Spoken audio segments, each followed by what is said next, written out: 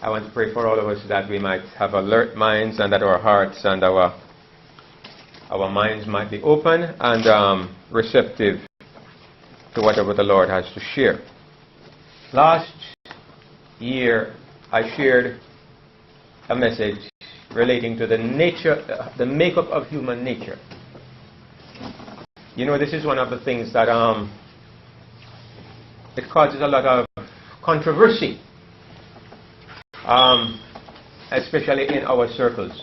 There are always arguments about the nature of Christ, the nature of man, the nature of sin. I believe that once we get the biblical picture right, everything begins to fit into place. And last year I shared a sermon relating to how human nature can be compared to the sanctuary. There's a message called The Living Temple, which is online if you would like to see it. But I want to build on that a little bit this morning, and I want to show how human nature is clearly illustrated in something else. And what I'm going to talk about this morning is computers, salvation, and human nature. It may be a little challenging because I don't know how familiar we are with the workings of a computer. And maybe usually, especially for older folks, it's a little challenging. Maybe for the young people it's like bread and butter, but it's a little harder for us older ones. But I think I understand enough that I can maybe kind of break it down, because I believe there are very valuable lessons we can learn. And it kind of makes sense because the computer is man's effort to create intelligence, to create something that is almost alive. You know, these days they have robots, and they are creating something that they call artificial intelligence.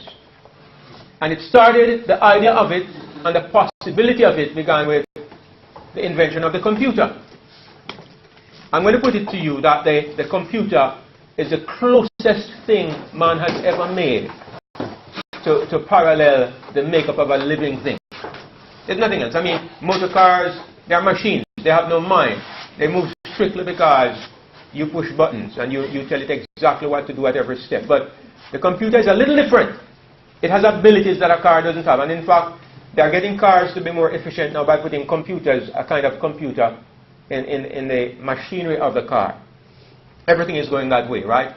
Aeroplanes, now they have cars that drive themselves. And it's all based on computerization. The most sophisticated computer that was ever designed is the human body. Long, long before man ever dreamed of computers, somebody infinitely more intelligent designed probably the greatest computer that was ever made, and it was the human body. What I want to do today is to make a parallel between the computers designed by men and the computer of the human body to show you something about ourselves that we might not have understood before, but that is very important for us to understand. And the context of this discussion is that there is a dilemma in Christian thinking. There is confusion in Christian thinking, and I'm going to put it to you what this confusion is about. Martin Luther coined this phrase. I don't know if he coined it, but he used it. If you have been involved in studying the Reformation or studying justification, you'll come upon this phrase, simul justus et peccator. It's a Latin phrase. And it really means, at the same time, just and unjust. At the same time, pure and impure. Martin Luther, it became almost the catchword of the Reformation. Because their understanding of righteousness led them to the conclusion that the Christian is at the same time impure and pure. It actually means, as I said, pure yet impure at the same time. Now, I grew up as an Adventist, and I faced this question from the very beginning, from the moment I was converted. Before I was converted, I didn't care. I didn't know anything about it. But when I was converted, I rapidly got into these kinds of studies, justification, sanctification, perfection, and I became very familiar with these issues. And one of the things that came to me based on my environment, was that our religion is a search for perfection. And I viewed this perfection as being a state where I would never do a wrong action. As a matter of fact, I came to understand it is a condition where I never think a wrong thought. I don't know if you have ever been there. But when you think of perfection in terms of performance, I become so good that not even my thoughts have a scar. There's no smear in my mind, not just in my behavior. Have you ever tried to be perfect that way? I labored because it's hard work. It becomes harder when you realize that you're not getting there. It becomes harder when 30 years have passed and you're still at square one. The thing about trying to be perfect in that way, like I said yesterday, you have 10,000 ways you can behave. You try to be perfect in 10,000 different things. You try to be perfect. I remember one morning I was jogging. And I recognized that, my mind follows a pattern. I see something and it triggers a thought. And I saw something and I recognized that my mind was trying to think of something. And I fought it for half mile. I thought of everything. I started thinking of other things to reject this thought and to make sure it never came into my mind. I started thinking about this, that, and in the back of my mind I thought it was just relaxing and waiting. And after half a mile it just jumped at me and I just said, let me get it over with and done. And I just started and then I moved on. And I felt defeated, but I thought, what else can I do? Now, this is the kind of,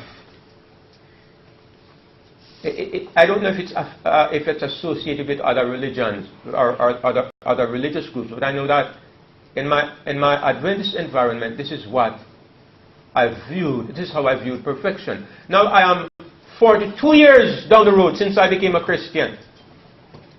And like I said, 13 years ago, my understanding began to change. But here's what I still find.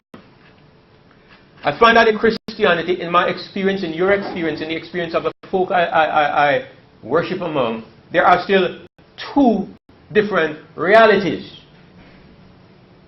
The two realities are this. On the one hand, we have the fact that when a person is born again, he has become a new creation. I think I have the verses, so let me go ahead of myself. I have my PowerPoint and very often I don't follow it.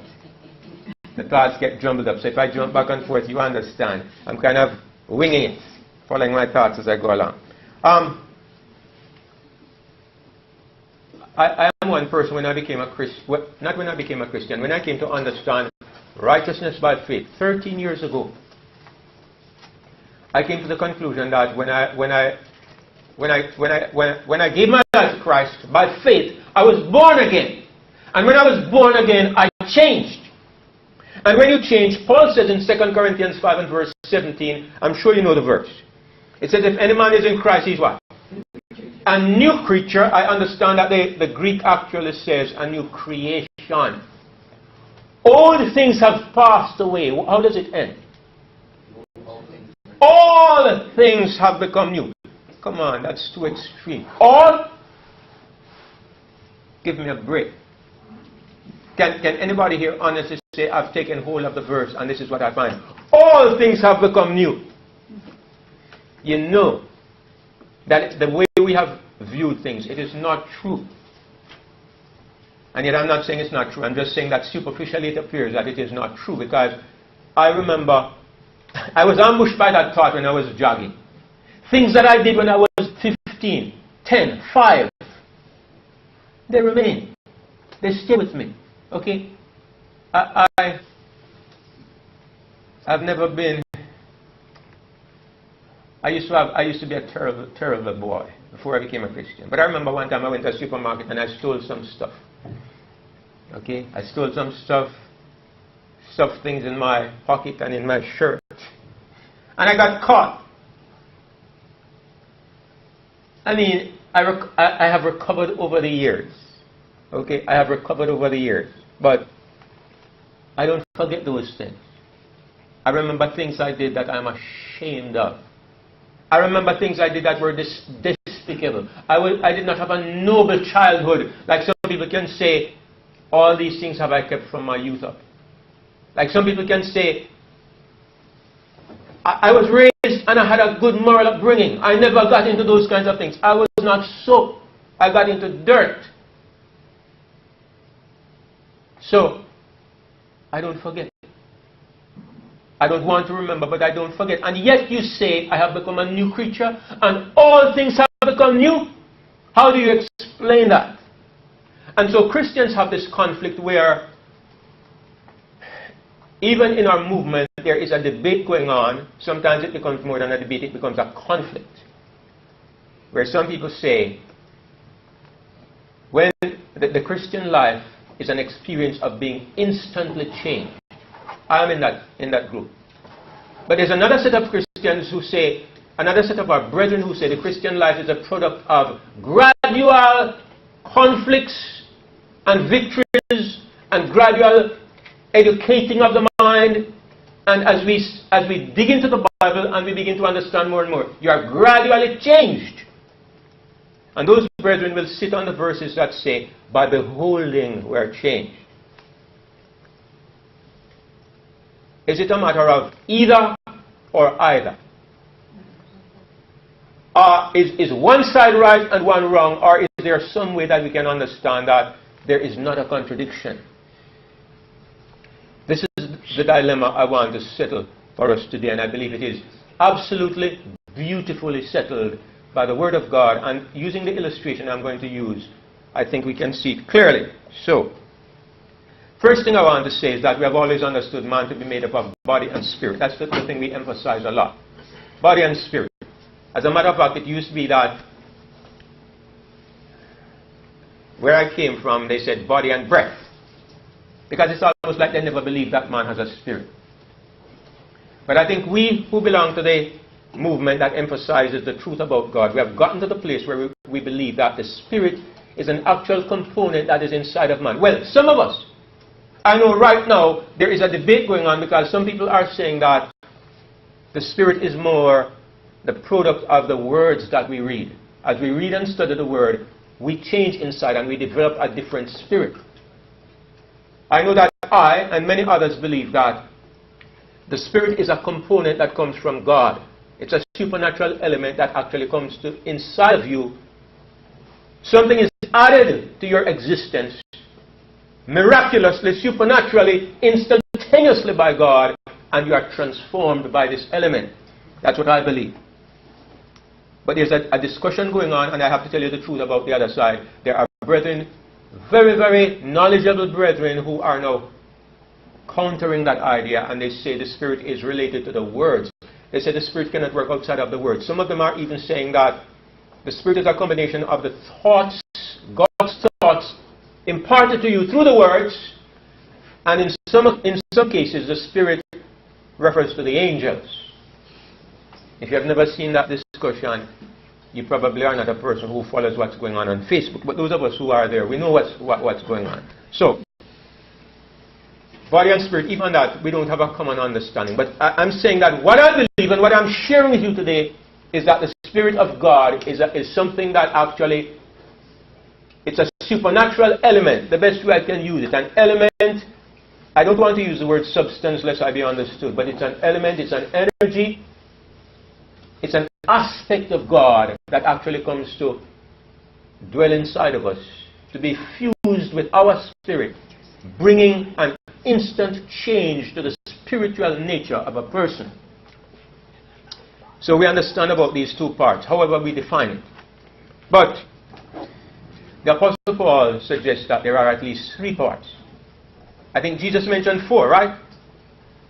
Jesus said, I pray God that Jesus says, thou shalt love the Lord thy God with all your heart, 1, with all your soul, 2, with all your mind, 3, and with all your strength, 4. Jesus said 4. But I'm looking at what Paul said today because that's the perspective I want to approach this study from. Paul says, and the very God of peace sanctify you wholly. And I pray God your whole spirit and soul and body be preserved blameless unto the coming of the Lord Jesus Christ. He speaks about three components: body, spirit, soul. Three. Now, the body, the spirit, and the soul. I've illustrated it here in this way. Now, the body I believe to be the physical part. Everybody will agree with that. I won't say much about that. What about the soul? Well, that's kind of really difficult to define. I know that we have always said body plus spirit makes a soul. So a soul is something that has a combination of spirit and body. But when you look at what Paul says, that's not how he says it. He says your body plus your spirit plus your soul. Three different aspects that make up one person. And I'm going to show you why it's reasonable, it's logical, it makes sense. Now the soul, what is it? I understand the soul to be also based on the physical. I'm going to define them for you. And then afterwards we're going to look at why I define them this way. The body is the genetic structure. Everything you got genetically is your body, including your brain. Everything that can go back to the ground and rot is your body. So what is your soul? Before I come to the soul, let me go to the spirit. The spirit is something that is not based in genetics. The scripture says in Ecclesiastes 12 and verse 7 that when a person dies, then shall the dust return to the earth as it was, and the spirit shall return to God who gave it. James says the body without the spirit is dead. When Jesus was dying, he said, Father, into your hands I commend my spirit. Stephen says, Lord Jesus, receive my spirit. Paul talks about a man in 1 Corinthians 5 who took his father's wife. He took his stepmother and had relations with her. And Paul says, I want, when you come together, bind that man over to Satan, so his body might be destroyed, that his spirit might be saved in the day of the Lord. Don't ask me what he meant. I don't have a clue. I'm wondering myself. But he clearly makes a distinction between the body and the spirit.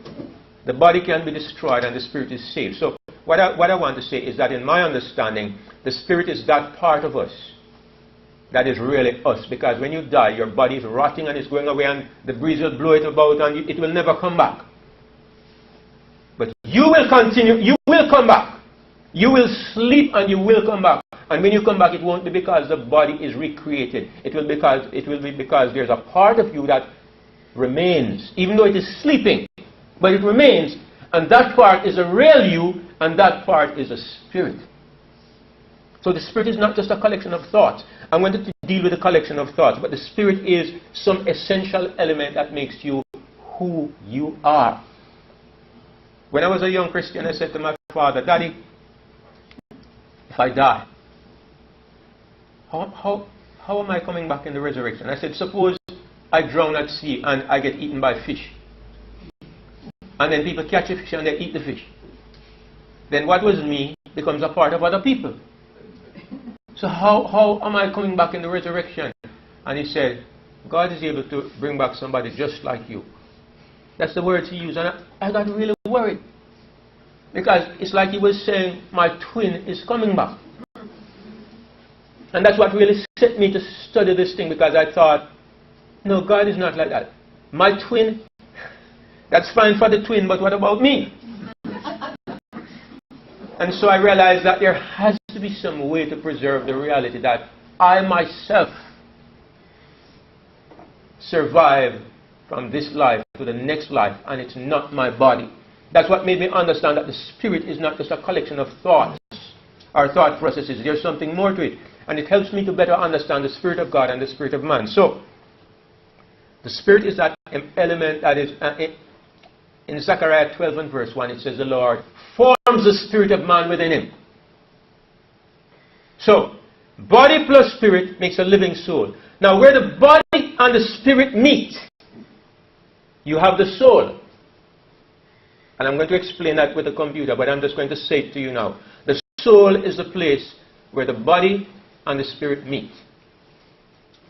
The soul is based upon the physical. It involves your thought processes, your information, how how you think. Your conscious mind. And so when your body dies, your conscious mind stops functioning, your thought processes cease. But all of that, God keeps a record of it. And when He reunites it with the Spirit, you come back to life. Anyway, let me not get ahead of myself. I have already done that. Spirit is non-physical, the body is physical, and the soul is based on the physical, based in the physical. But it's not really physical because it's like a product of the physical and the spirit together. And I will explain.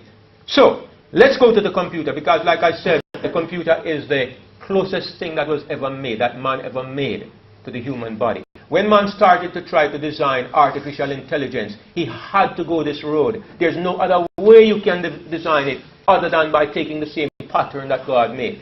I don't think man started out to pattern the human being, because the first computers were extremely primitive. I had one of the old VIC-20s, Commodore 64. Those of you over 90, you can remember. But the system began to develop, improve until we have what we have today, until man is pretty close to the place where he can make something that looks and functions just like you to such a degree that you won't know the difference. Man is close to that place.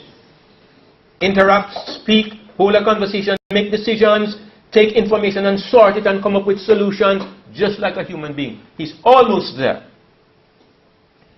The only thing he can't do, of course, is give the spark of life. But let's see what comparisons there are and what we can learn from making the comparison. The body corresponds to the hardware. Now you know hardware, it refers to those parts of the computer that are material, physical. You have like the fan, you have like the different discs, the floppy disk. I don't think we use that much anymore. You have the power supply, the motherboard, the processors. All that is manufactured material things. We call that the hardware. And this corresponds, of course, to the human body. Your muscles, your bone structure, your cells, everything that is, as I said, genetic. This corresponds to the computer body. It's the housing and the organs that enable you, the living organism, to function and to interact with the world around you. Same thing with the computer. It's the housing and the machinery that enables the computer to operate. And of course, we had this verse already. I'll bypass it. Then you have the input devices. You have, what are the input devices? They are the things that you use to feed information into the computer. Like the joystick if you play games. You have the keyboard, which is what I mostly use. You have the scanner. You put images on the computer. You have the mouse where you can also input information. So, and you have different ways. You have the camera, other ways. You can have a microphone. So it's the way you put information into the computer. And your body is very similar because you have the 5 senses. These are your input devices, okay? Your eyes see things. Since I came here this morning, I learned so much with my eyes. I looked at your faces and I learned something about how you're feeling this morning. I looked at the things how you were interacting with each other. I looked at the people who were coming in and I learned things. Then my ears also put information, and where does it go? It's all going into my brain, right? It's going into my brain. We have these 5 senses and they are our input devices. Now, the next part, this is the physical part of the body. The next part is what I call the soul. And the soul, as I said, is a combination of body and spirit. And we'll see how that ties in. Now the memory is involved in what I call the soul. And in the computer you have the hard drive. And the basic purpose of the hard drive, some of you might be much better at this than me. I don't know of any purpose for the hard drive other than to hold data. That might include the operating system, but it's still data. So the hard drive is the memory where all the data is stored.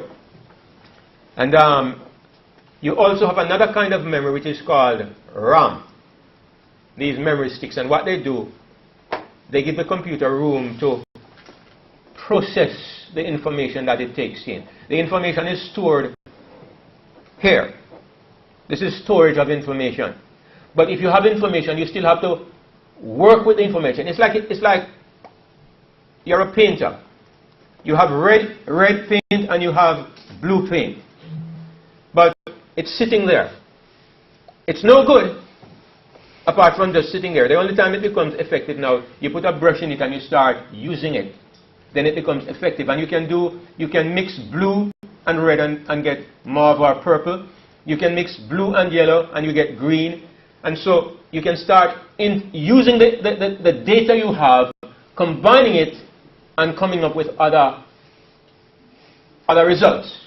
That's what the computer memory, that's what the RAM does. It takes the information you have stored here, or that you put on with your keyboard and so on. It takes this information and it begins to process it. It gives you room for that information to be put to work. I hope I don't lose you there. If you're not too computer savvy, it might bypass you. But it's not critical. You just need to know that the memory is where the data is stored. And that data is also utilized in different ways. Now, let me get ahead of myself a little bit. Your brain is not you. Your brain is simply a processing machine that takes in information. The way we see the world is often based on what the brain is telling us. And what do we get from the brain? One of the things that was most striking to me was the awareness that I can never have perfect faith if I base it on what is in my brain. You know why? When I was young, I read books about evolution. I have negative and positive in my mind. Do I ever forget? You don't forget. It's not God's plan yet to take away those memories. Those memories are still stuck in your brain while you are here in this existence. So you want to have perfect faith. You know how you could have perfect faith? If all the information you ever had was only positive. When I say all the information, I mean it's not like Howard and I went and prayed for this lady up in Georgia. And we prayed so earnestly, and when we left, she was still in the same condition.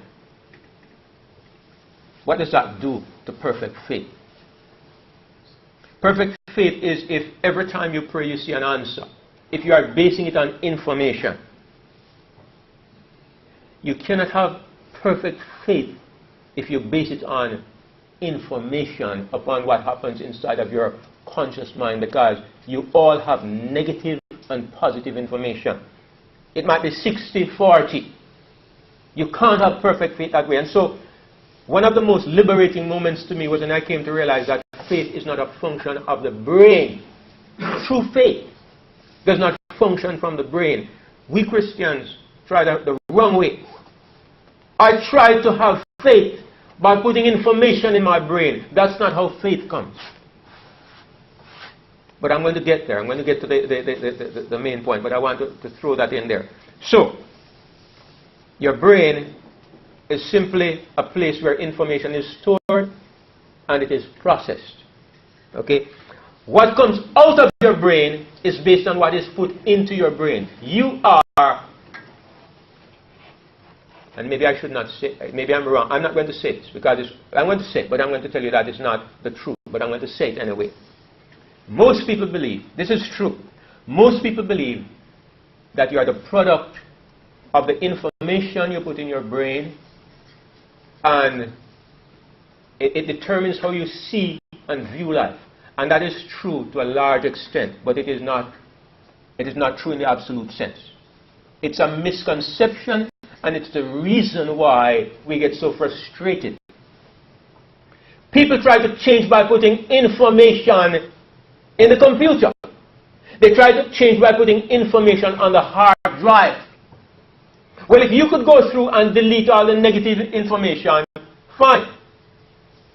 You know, I said it last year. Well, we weren't here last year. I think we were up in Spokane. But I said it there. Some of us were there, but I'm going to say it again. You know, we have two brethren in Jamaica who they got into, they got sick. One of them lost his mind. I think he had a stroke or something like that. Lost his mind. A man who had been a Christian for a long time, maybe 40 years. Very gentle old man. Beautiful Christian. When he lost his mind, he started to tell people bad words. He started to curse his family. What do people think when that happens? They think this was inside of him all along. He was never a Christian. The other one was a sister. She started having seizures. On one occasion, she went into the pharmacy and started to strip off her clothes. What do you think when things like this happen? This person could never be a Christian. This is because we have this misconception that Christian experience and the Christian life depends upon the information in the brain. And we don't understand the brain as opposed to the spirit. We don't understand the soul as distinct from the spirit. And I'm ahead of myself, but I'm going to get down to my point in a little bit.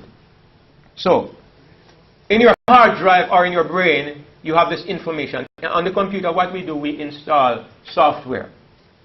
And we have the software installed. We install software too because we go to school and you start learning, right? Steve has some very good software to do with carpentry and woodwork. And I don't know the profession of most of us, right? I have a little bit of hard software installed to do with artwork, right? A lot of us have software dealing with biblical information and so on, okay? We find ourselves excelling in certain areas of life based on the software that we install, the information we put in, and the programs to run that information. So, very much paralleling the computer. Just like how the keyboard inputs information, we are inputting information by going to university or school and studying. The computer does the same thing, we do the same thing. Now, Paul speaks of this process, and Paul says, in Romans 12 and verse 2, and be not conformed to this world, but be ye transformed by the renewing of your mind. What is he saying? He's saying put in new data. Put in new software. Alright? Every time I get a new computer, the first thing I do is I load it up with software. Then afterward I start putting on data. Right? I get all my information from my documents and my old files, and I make sure I put them there. But I have to have the software to run that data, right? So I install Microsoft Word and PageMaker and my video editing software, because those are the processes that make the information functional. Allow me to access and to use the information. So Paul says that one of the things we Christians need to do, we need to be changed, but we are changed by the renewing of our mind, by putting new information in our minds. Sometimes we even need to install new software, new abilities to do different things when we become Christians. And so many Christians grab this verse and they say this is a process of Christian living. But no, that's not true. It's one aspect, but it is a secondary aspect. We have not yet reached the first aspect, which is the most important aspect. I'm coming to that. Peter says along the same line, and beside this giving all diligence, add to your faith virtue, and to virtue knowledge, and to knowledge temperance, and to temperance patience, and to patience godliness, and to godliness brotherly kindness, and to brotherly kindness charity. This is the development of character. It is not the way you become a Christian. Did you get what I said? I don't know if you believe it, but I want to make sure you heard. This is the development of character. It is not the way you become a Christian. So, because Christianity is not by evolution. It's not by gradual development. It's by a miracle. And the miracle is called what? Birth. When you have a birth that takes several hours, the child is likely to end up an imbecile or dead. Am I right, Sister Linda? Right, I've never been there, but ladies have told me. And birth was designed by God to be a moment a moment's experience. It wasn't intended to be a long, drawn-out, sustained thing, because it is dangerous to the new child and to the parent when it happens this way.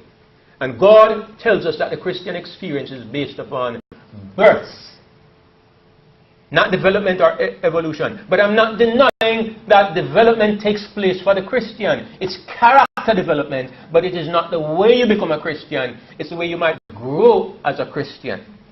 Let's not make a mistake about that. So I'm saying that the soul, well, I'm going to go there. The soul is a processor. Now, in the computer, you have something called a processor, and maybe we are confused about what this processor is about. So we have the body, and then you have the hard drive where all the memory and the data is stored. So what is this processor? The processor is a place where all the information is taken and it is combined and sifted and sorted, and it comes up with new ideas and new creation. Okay? You can create things on your computer, but do you think you really create anything? What you do is take what is already there and you recombine it to come up with ideas and things that did not appear at the start, but it comes out because you are processing that information and recombining it, and that is how your mind works. You can't create anything, no matter how hard you try. You can only recombine the ideas you have in your mind and come up with different combinations of those ideas. And I'll give you an example. I'd like you to think of a color that you never saw. Or tell me about a musical note that you never heard. I mean, I just give you those examples because you can't. We are not creators. We were made to recombine the things God has created and come up with fresh perspectives. But you can't create anything, because there's only one creator. Maybe when you get to heaven, you'll see colors that you never saw before. You're not going to see them in this life because you can't think of it. You don't have the capacity to go beyond what has already impacted on your mind. So, this is how your mind works. It takes information, okay? And sometimes it comes up with wrong conclusions. I know that when somebody frowns at me, they probably are thinking negatively towards me. Information, click, that goes into the database. I know that when I wave at somebody and they don't wave back, negative information, they're feeling negative towards me. Click, that goes into my database, right? So I see Sister Denny this morning and her face is kind of frowning. And I wave at her and she doesn't wave back. And my brain goes click, click, click. Denny has hard feelings against me for some reason. And I start thinking, I better keep out of her way today. When absolutely, there was nothing like that. She just didn't see when I waved, and she was concentrating on something while her brows were knitted. But my database has combined information based on past information that I have, and it comes up with an answer that is completely wrong. And very often that's what happens. We are the product, and our behavior is often the product of the data that is in the computer and how our processor works with it and recombines it.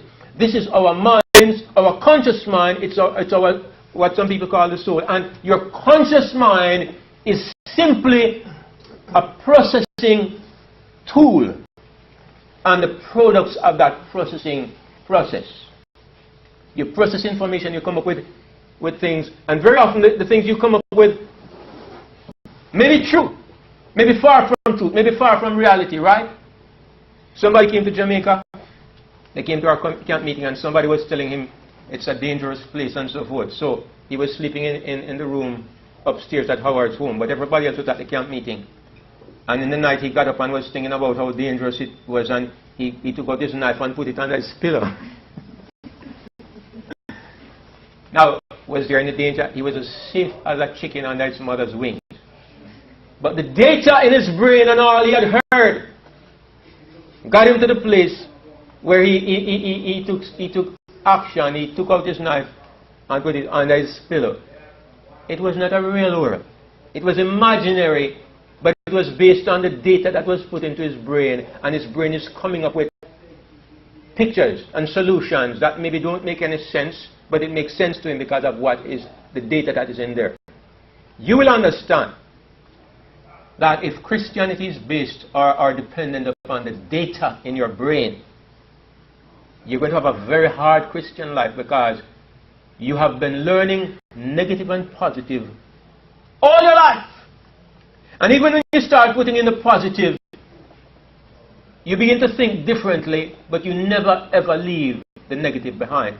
Part of the problem with the environment I grew up in is because my religion was an intellectual religion. I don't know, maybe yours was different. It was very intellectual. Everything was based upon understanding doctrine correctly.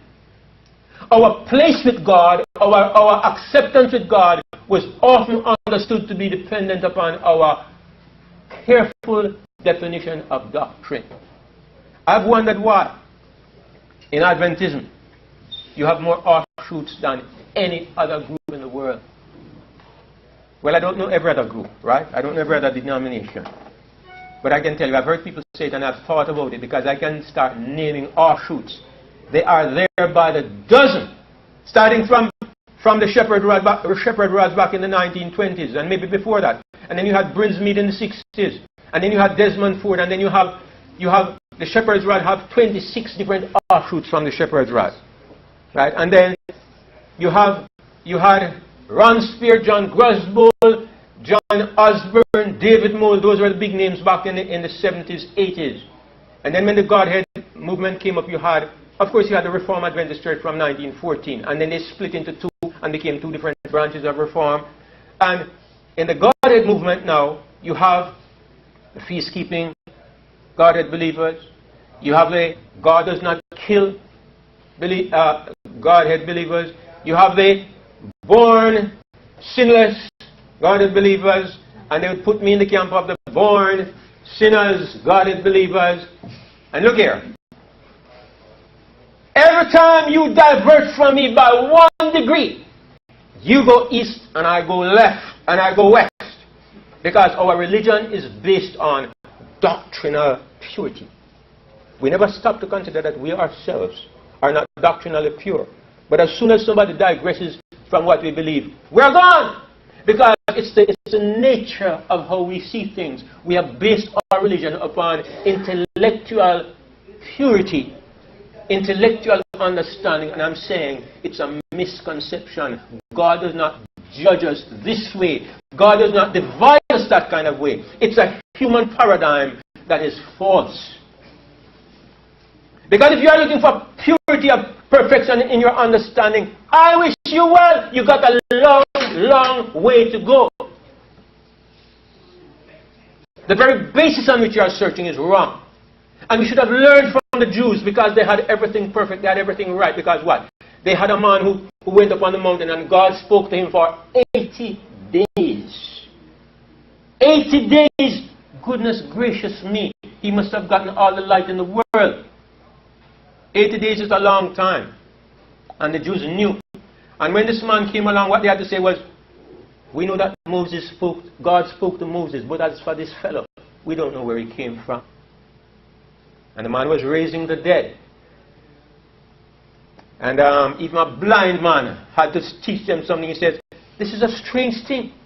He opened the eyes of a man born blind, and you don't know where he came from? This didn't matter to them. What mattered was, they knew everything. And what they knew was, if this man even went up to heaven, or parted the Red Sea, or made the sun stand still in the sky, he would not be of God, because he was not saying what Moses said. Because they defined their relationship with God by their doctrines. And you know, the thing is that they knew the doctrines, but they did not know the God of the doctrines. That was the real problem. They did not know the God of the doctrines. Because doctrines have a place and a time. Doctrines are set in a certain context. One time it was right to stone sinners. One time it was right to slaughter a lamb. One time it was right to practice the rituals of the law. God gave it. But they never understood the transition in time. They never understood the purposes why God did it. And so they stuck to the forms and missed the meaning.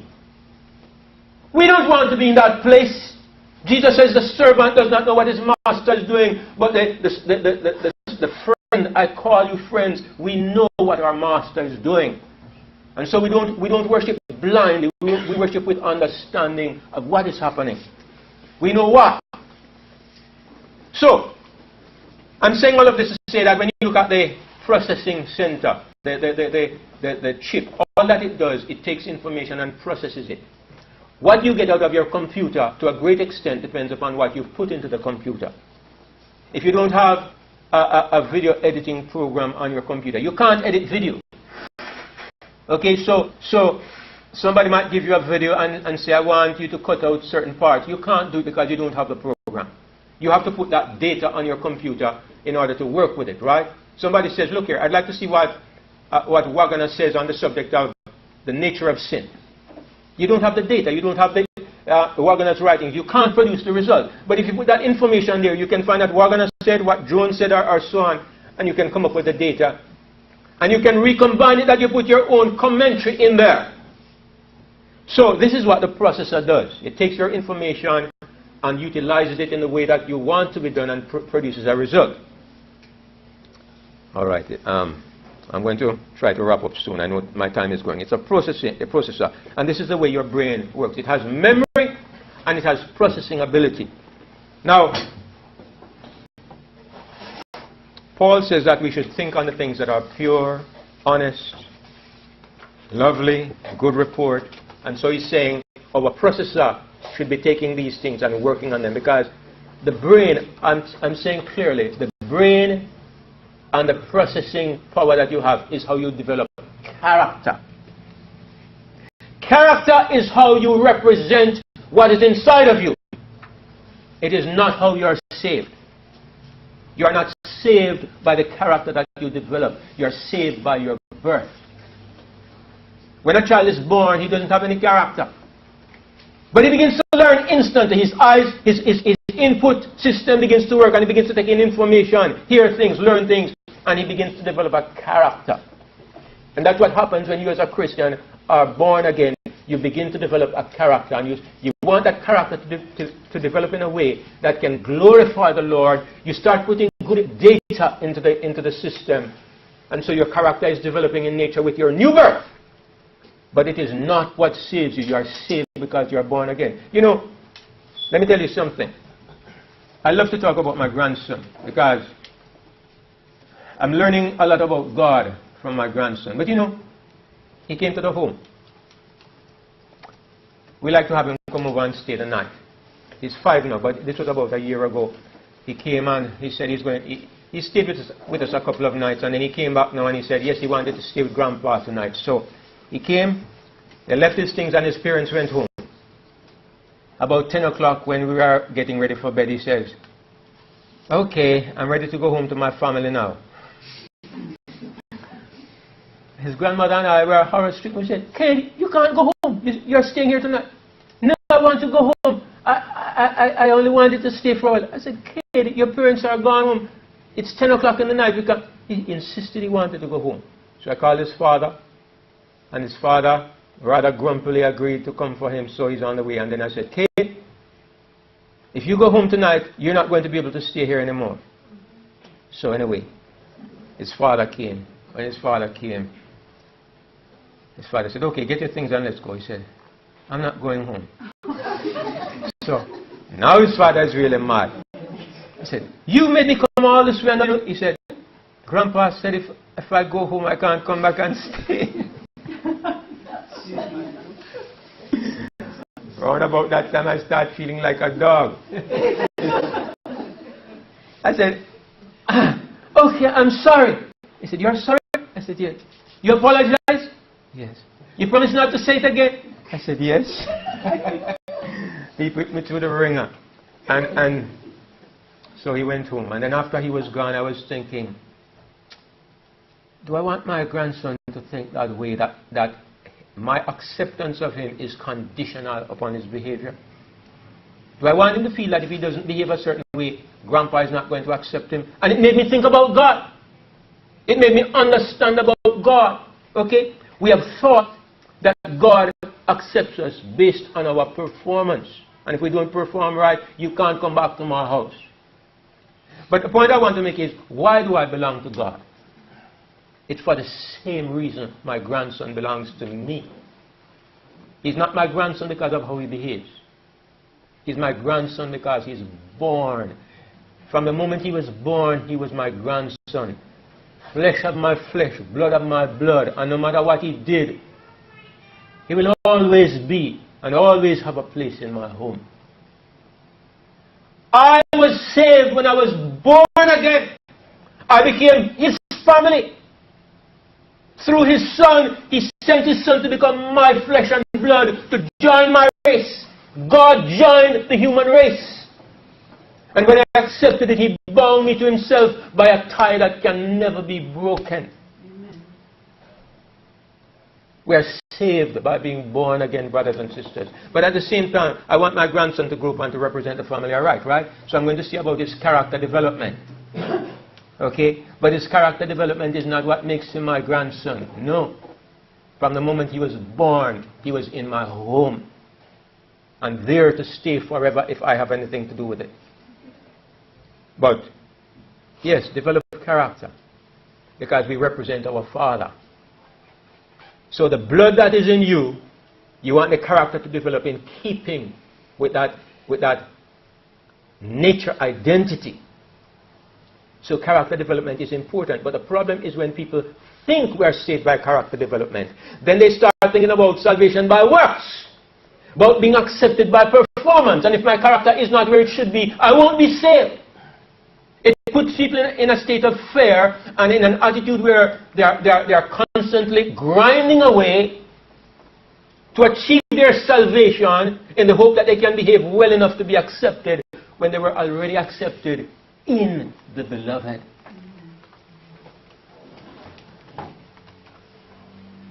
So I touched on this, the output devices.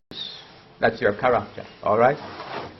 On the computer, you put in your data and you process it, and then it comes out through the printer. What do you see on the printer? You see a beautiful picture. Is that what is in the computer? First time I started using computers, my cousin said, what do you have that is responding when you type on the keyboard?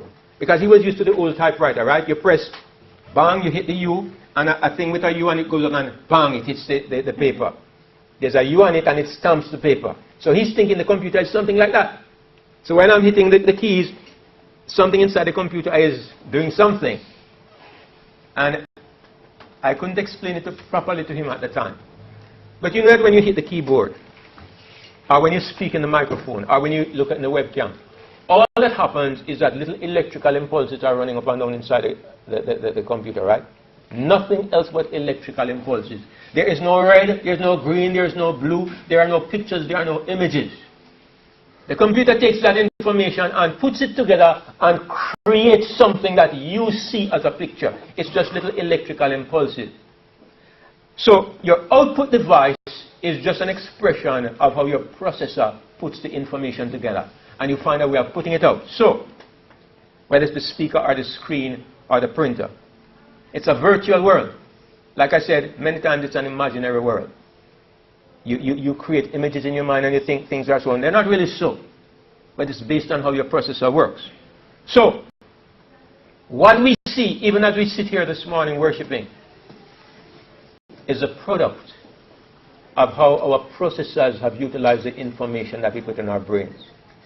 Some of us might be a little grumpy, some of us might be very cheerful, some might be kind, some might be a little hard, some might be suspicious, some might be friendly, some might be open. It all depends upon the data and how we have processed it. But this is not what makes you a child of God. It only enables you to represent Him aright in the environment where you are. So, I'm going to just look at the final thing, which is the spirit, which I'm going to compare to the operating system. Now, the operating system of a computer is the strangest thing of all because it has nothing to do with the processing or the software itself. Well, in a secondary way, it has something to do with software, but I'm going to say this. When you think of Apple, who do you think about?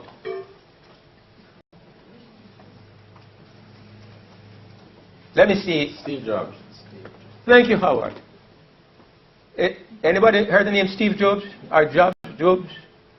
You guys are not computer people, I can tell. All right, but why do people think of Steve Jobs or Steve Jobs, however you pronounce the name? Because his way of thinking designed and determined the philosophy behind Apple. If you are a technology person, or even if you use cell phones, you realize that Samsung, Apple, there is two different systems of how they operate. They can make calls. They both are small computers. But the philosophy behind each is so different. You can't take software from an Apple and put on an Android. You can't take software from an Apple computer and it works on a Windows computer. It doesn't work. Because the philosophy behind each operating system is different. Women tend to love Apple. A lot of men love Apple, but the men who like to do things with your computer, they don't like Apple. They hate it like poison. I am caught between both worlds, but I kind of still prefer to stay away from Apple where my computer is concerned, because I like to do things with my computer, and Apple locks you down that you can only stay within a little box.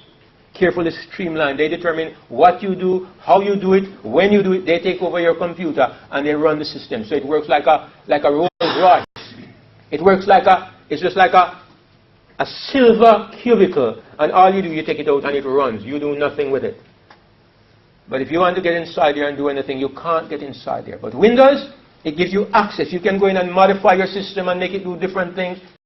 Some people like one, some people like the other. It's a philosophy behind the way the thing works.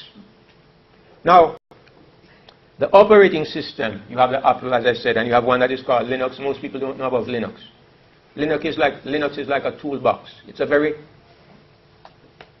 a system for techies, for people who are technologically savvy. A lot of people don't bother with Linux because it's complicated. You have to understand a little bit about programming. But it's supposed to be very secure, and it's absolutely free. That's the best thing about it. You pay for Windows, you pay for Apple, you don't pay for Linux. I can download several versions of it and put it on my computer. It runs right away. But a lot of the programs that run with the other systems, it doesn't work with Linux. And of course, there's Windows. Good old Windows, which is what is running the software here right now. So, I'm comparing the operating system to your spirit. Your spirit is the way you function, it's the way the computer functions, and it was designed by the people who designed these systems. Like I said, Steve Jobs. And of course, you all know Bill Gates, Windows man. You think of Windows, you think Bill Gates. You think of Apple, you think of Steve Jobs. So, the way the system works depends upon the minds of the creators. Now, you can do word processing on Apple, and you can do it on Windows, but not with the same software. The Windows software tends to pick up viruses. You have to be very careful. Apple does not get viruses. It's safer, it's more secure, it's more beautiful, it's more streamlined, but you don't have as much freedom. You get what you want, right? Windows, you're free, but be careful for viruses, and the system crashes from time to time, okay? So the operating system. When you get a computer, you don't have any software, you don't have any data, you have to put those on, but you get the operating system. You buy an Apple computer, the operating system is there. Sometimes you get some software, but most of the operating system. Now, when you are born again, what God puts on you is His operating system. That is when you are born again of the Spirit. Your philosophy of life changes. Your creator or your designer puts a new philosophy. The old system used to pick up viruses. The new system doesn't pick up viruses. You still run the same programs, but you don't run them the same way. Your memory is still there. You can still put data on the system, but the philosophy behind how you use that data is different. So this helps us to understand what is the spirit. It's not the data. It's not the software. It's the underlying philosophy that governs and controls you. When I was born again, the information in my mind never changed. I knelt down to pray. With the world on my head, I got up to pray, and I was born. I got up from prayer, and I was born again. I knew I was born. I looked at the grass, and it was the greenest I ever saw grass in my life. The sky was a blue out of this world. First time in my life I ever saw that. Something happened inside. 42 years ago, I can tell you the day I was born. I was born again the 5th of May, 1975, 10 o'clock in the morning. I know, because that moment I knew the change. So, what happened to me? Everything in my head was the same. Because I became a Christian because I was in a terrible problem. And when I knelt to pray, the problem was there. And when I got up to pray, the problem was there. When I knelt to pray, the problem was on my head. When I got up from prayer, I didn't care. It was there, and I didn't care one scrap about it. What changed? My operating system was different. Something happened on the inside, and I didn't hear any voices. Nobody came and put in new data. Something happened. Something had come inside and transformed the way I saw life, and the way I viewed life, and the way I approached life. And it was a miracle. Something supernatural entered my system. That is what it means to be born again. And this is what the Bible teaches. If any man have not the Spirit of Christ, he is none of his. If any man is in Christ, he is a new creation. The Bible says that by one offering, Hebrews 7 verse 19, by one offering he has perfected forever. That's Hebrews 10 and verse 14. By one offering he has perfected forever them that are sanctified. He gives you a new spirit like he promised. He gives you a new heart. And that heart and that spirit are perfect. But is your brain perfect? No. You can't be perfect in your brain in this life because it just takes in information. You go down the road and you see all kinds of rubbish. How your brain must be perfect? How your memories must be perfect? Because it's constantly taking in information even when you're not looking for it. You see half-naked women walking on the street. Information. You hear people cursing bad words. Information. You don't ask for it, but it's bombarding you. You can't get away from it. Your brain system is not perfect. And if you try to be perfect from your brain or from your intellectual mind, you are in trouble. But the Bible says if you are born again, you are a new creature. And it means your operating system. In your spirit, you are brand new. I was born again. My character is still under construction. But where salvation is concerned, God has made me brand new. I know I changed. Because I used to plan how to take revenge on my enemies. After that, I started planning how to help them and how to save them. I know I'm a Christian because I watch. I know I'm born again because sometimes I watch those court cases. And I see somebody who killed somebody or did something, and then they allow the family to come and make comments, and they say, I wish you rot in hell. I hope you never get free. I am scratching my head and I'm wondering if I belong to the same race of people. Because something in me is so different. I have none of those desires. I thought if somebody even killed my wife or my child or even my grandson, and the person shows remorse, and even if they don't, do I have hatred against a person for the rest of my existence? It's not in me. Something happened when I'm born again. Being born again means something. It's an act of God. And when God pours His love into your heart, Romans 5 and verse 5, the love of God is shed abroad in our hearts by the Holy Ghost which is given to us. You have that, I have that, because we are Christians. So we don't throw away character development. That's a part of the Christian process, but it is not salvation. It's the way we represent Christ in the world. It's the way we output the data that is being processed, right? So you have two things working on you. You have information from your brain, from your thinking, from your information being put in. And that information comes from your body, your senses. And you have the information from your spirit. Your spirit is saying one thing to you, and your brain is saying another thing. Which will you listen to? Paul says, walk in the Spirit. and you shall not fulfill the desires of the flesh. The problem we have is that we listen too much to the intellectual mind. Okay?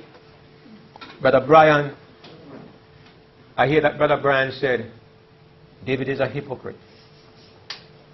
Alright, so, all the information I have in my mind, from the movies I watched, and from the people I listen to, and from the people I talk to, say, put him in his place.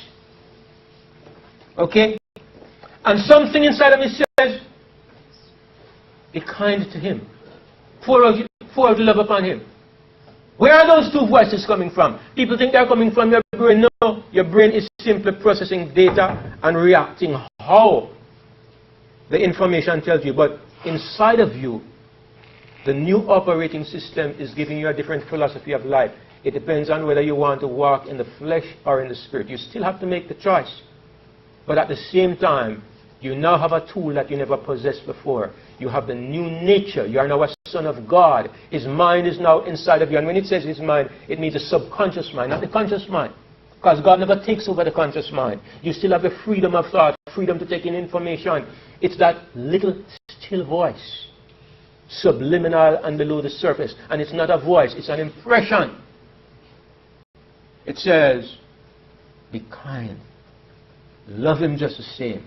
It's what you choose to listen to. So, I'm going to stop at this point. There are many verses that I could bring to bear to bring out this idea more clearly. But I was very blessed when I came to understand this, because it made me deal more gently with myself. Because when I have all these things passing through my mind from my past, and I would tear myself to pieces. I would torture myself. But now I understand, David, it's not you. It's just your processor. Like when that old man that got sick and was cursing God and cursing his family. You think that was what he was? That was his processor spouting information. He got a virus. And his computer just began throwing out data. Does it mean that his spirit was never born again? But his spirit is not controlling what is happening because he has lost control of his brain faculties. So we could understand, when we came to understand this, that no, you can't judge him because of what happens when he has lost his conscious mind. Because it's like when you get a computer, you have a computer, you would not open a page on the internet with pornography. But a virus gets on, right? And all of a sudden somebody goes on your computer and you see pornography popping up, popping up, popping up. You didn't have anything to do with that, but the virus got on and scrambled the information there, and the information is shooting out material that you really don't want to come out, but it's happening because you have lost control of the data that exists in that environment. That's what happens when you lose your mind. You don't judge a Christian by what happens when they do that. What makes us Christians is the new heart and the new spirit. And yes, character development is our task, because my character and how it expresses itself will glorify my Father. But thank God, even if it's not perfect as I would like it to be perfect, I'm still his child. And I will always be his child until I don't want it anymore. So God bless you, and thank you all for listening. I hope that you have understood what I've been trying to say. Let's bow our heads as we pray.